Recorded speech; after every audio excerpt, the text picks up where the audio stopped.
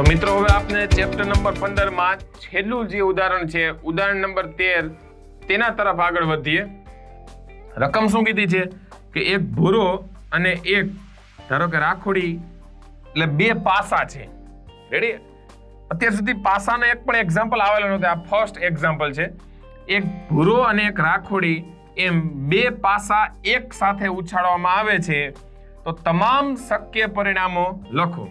હવે શું કીધું છે કે પાસાની ઉપરની સપાટી પર દેખાતી સંખ્યાનો સરવાળો ફર્સ્ટ તો કે પહેલા 8 હોય, પછી બીજું શું કીધું 13 હોય અને 12 કે તેનાથી નાનો હોય તેની સંભાવના કેટલી. જો ખાસ યાદ રાખજો શું કીધું છે 12 કે તેનાથી નાનો હોય તેની સંભાવના કેટલી. હવે ખાસ સૌપ્રથમ મિત્રો આપણે થોડુંક પહેલા આપણે આમાં વર્ક કરવું પડશે, પછી ખ્યાલ આવશે કે કઈ રીતના. એક પહેલા આપણે ટેબલ બનાવીએ ફર્સ્ટ આ રીતના. હવે પહેલા ધારો કે અહીંયા આપણે શું રાખશું, બે પાસા આપ્યા છે એટલે બંને બાજુ એક એક પાસા ફિક્સ કરી દેશું. અહીંયા ભૂરો રાખીને અહીંયા આપણે શું રાખશું, રાખોડી. રાખોડી પાસો અને અહીંયા આવશે ભૂરું ફર્સ્ટ. હવે ભૂરા પાસા ઉપર ધારો કે 1 નંબર, પછી 2 હોય નંબર કેટલા તો કે 6, 3, 4, 5 અને 6. તો આ જ રીતના રાખોડી પાસા ઉપર નંબર 1, પછી 2, 3, 4, 5 અને લાસ્ટમાં 6. યસ. હવે શું કીધું છે એક સાથે કેટલા બંને પાસાને ઉછાળવામાં આવે છે. હવે ધારો કે કુલ શક્ય પરિણામોની સંખ્યા થશે તો કે 36. એનું પણ એક તમને શોર્ટકટ આપીશ કે કેમ ખબર પડી 36 તો કે છાંયે 36 થવાના છે. હવે ધારો કે ભૂરા પાસા ઉપર 1 આવે અને રાખોડી પાસા ઉપર 1 આવે તો આ પહેલી શક્યતા ખબર પડી મિત્રો. કે જેવું મેં હમણાં 1-2 એક્ઝામ્પલ પહેલા જે કોઈન એટલે સિક્કાનું ઉદાહરણ હતું એ જ રીતના હવે ભૂરા પાસા ઉપર 1 આવે, રાખોડી પાસા ઉપર 2, તો આ રીતના પહેલા બધી આપણે સંખ્યા લખી નાખીએ 1 4 1 5 1 6. રેડી? આ જ રીતના હવે આપણે ધારો કે કદાચ ભૂરા ઉપર 2 આવે અને રાખોડી ઉપર 1 આવે, ભૂરા ઉપર 2 રાખોડી ઉપર 2, પછી 2 3, પછી 2 4, 2 5 અને લાસ્ટમાં આવશે 2 6. તો આ જ રીતના 3 1, 3 2, 3 3, 3 4, 3 5, 3 6, પછી 4 1, 4 2, 4 3, 4 4, 4 5, 4 6, 5 1, 5 2. આનો મીનિંગ શું થયો? પેલો જે નંબર દર્શાવે છે એ પાસાને ભૂરા પાસાને ઉછાળતા તેના પર નંબર આવતો એ આપને આંકડો બતાવે છે. પછી 5 3, 5 4, 5 5, 5 6, પછી 6 1, 6 2, 6 3, 6 4, 6 5 અને 6 6. આટલી પોસિબિલિટી થશે. રેડી? કુલ હવે આમાંથી જોવાનું છે. હવે પેલી શક્યતા ઉપર આધાર એટલે કુલ આપના માટે શક્ય કુલ પરિણામોની સંખ્યા 36. આટલી વાત ક્લિયર? હવે જોજો ખાસ ધ્યાન રાખજો મિત્રો.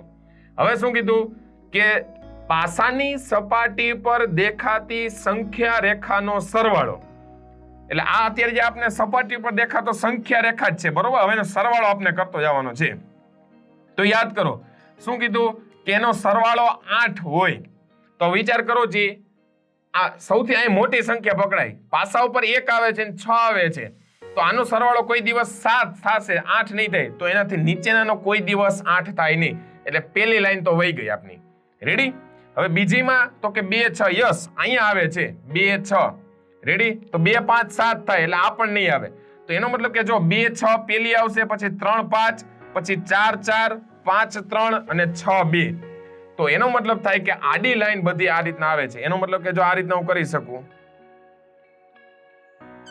કે આપને જે અત્યારે બાઉન્ડ્રી હું કરું છું.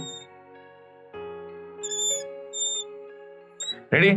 આ સંખ્યા બધી છે અત્યારે જે આખું કવર કરેલું છે એ કવરની અંદરની જે બધી સંખ્યા આવે છે એ તમામ સંખ્યા જે એનો સરવાળો કરો તો 8 આવે. તો કે 6 2 8 5 3 8 4 4 8 5 3 અને 6 2. હવે બીજું પણ તમે એ જોઈ લો 6 1 7 6 3 9. રેડી? 5 4 એ પણ નહીં, બધામાં કા 1 7 થશે ને કા શું થઈ જાય, કા 9 થઈ જાય. 4 5 કરો તો 9, અહીંયા 6 3 9. હવે જો આ 9 થાય તો આ કોઈ દિવસ શક્ય જ નથી ને. કેમ? તો કે આ તો 10 થઈ જશે. અહીંયા 5 ને 5 10, 5 ને 6 11 થશે. તો આપણે જો પેલો જે ક્વેશ્ચન માંગ્યો છે એ શું છે? 8 જ હોય. એમ નથી કીધું 8 થી નાની. રેડી? એટલે હવે સ્ટાર્ટ કરીએ આપણે સોલ્યુશન. અહીં ભૂરો અને રાખોડી બંને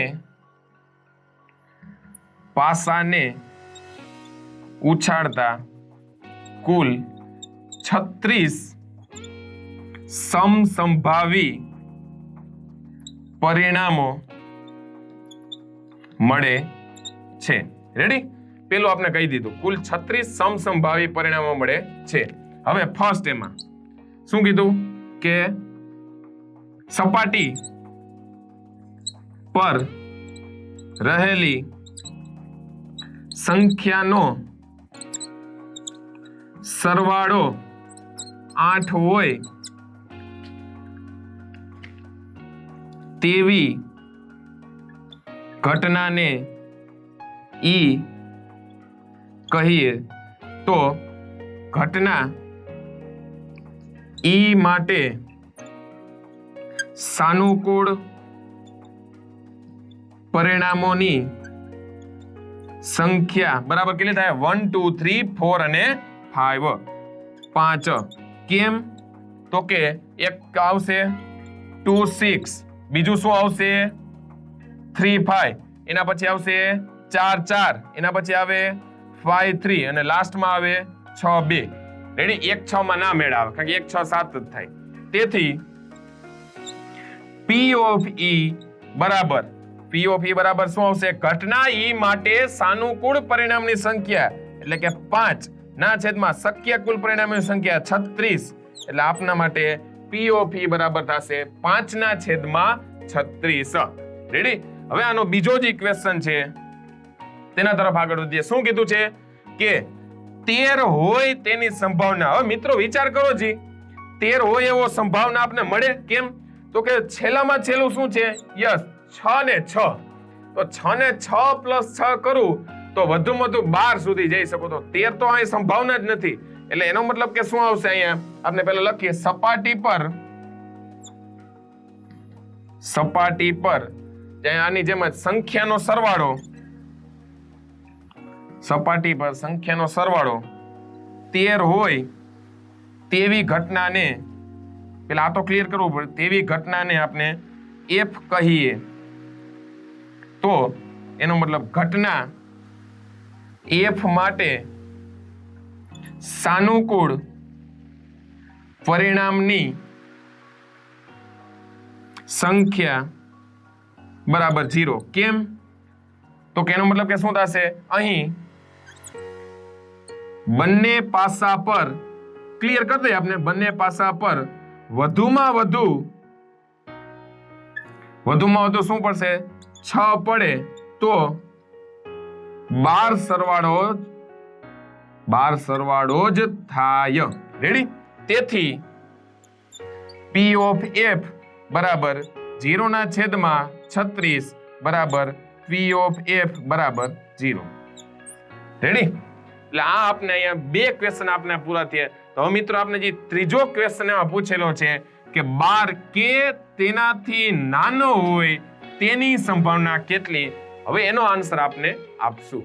તો મિત્રો હવે આપણે જે છેલ્લો ક્વેશ્ચન આમાં પૂછેલો છે 13મા ની અંદર ત્રીજો કે બંને સપાટી પરનો સરવાળો 12 કે તેથી નાનો હોય.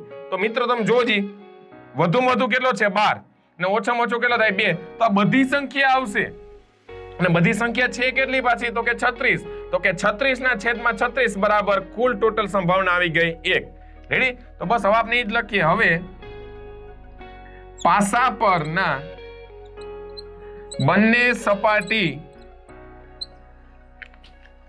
બંને સપાટી પરનો સરવાળો 12k તેથી નાનો હોય તે ઘટનાને આપણે શું કહીએ? જી કહીએ.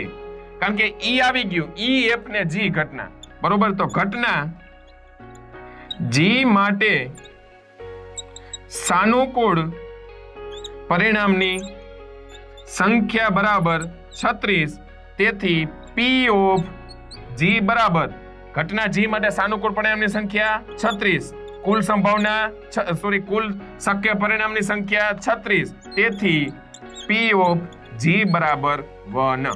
રેડી મિત્રો? તો આ રીતના આપણે આ એક બેસ્ટ એક્ઝામ્પલ કહેવાય. આવા ટાઈપનો પણ એક્ઝામ્પલ ક્યારેક એક્ઝામમાં પૂછી લે છે. તો મિત્રો આ રીતના આપણે અહીંયા ઉદાહરણ નંબર 13 કમ્પ્લીટ કરેલું. અહીં તમામ ઉદાહરણ કમ્પ્લીટ થાય છે. હવે આપણે સ્વાધ્યાય 15.1 તરફ મિત્રો આગળ વધશું.